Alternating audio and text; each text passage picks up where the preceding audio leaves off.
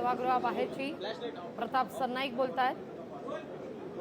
मीरा भाईंदरमध्ये मनसे अध्यक्ष राज ठाकरे येणार आहेत, त्यांची सभा होणार आहे, वाघ येतोय असं त्यांनी वातावरण निर्मिती केलेली आहे, पुन्हा वातावरण तणावपूर्ण होण्याची शक्यता आहे। नाही, तशी काही मीरा भाईंदरमध्ये तणावपूर्ण वातावरण वगैरे काही नाही आहे। आणि शेवटी राज ठाकरे एका पक्षाचे प्रमुख आहेत, त्यांना त्यांच्या जे ध्येय आणि धोरण आहे पक्षाची ती सर्वसामान्य जनतेपर्यंत नेण्यासाठी त्यांना जर मीरा भाईंदरला यायचं असेल तर त्यांचं मी त्या भागाचा गेली अनेक वर्ष आमदार आहे आणि मी स्वागतच करतो। आणि मीरा भाईंदर शहर हे बिलकुल तणावाचं शहर नाही आहे। काही लोकांनी जाणीवपूर्वक या मीरा भाईंदरला बदनाम करण्याचं षडयंत्र राबवलेलं आहे गेल्या अनेक वर्षापासून।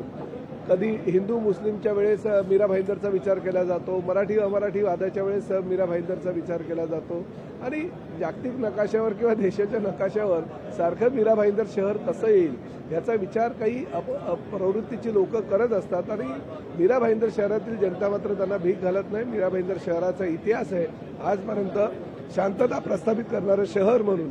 आणि प्रामुख्याने आत्ताच म्हणजे कालच राष्ट्रपती आदरणीय मुर्मू मॅडमच्या हस्ते आम्हा मीरा भाईंदर शहरातील जनतेला लोकशाही मराठी ऐका, पहा, जागरूक रहा।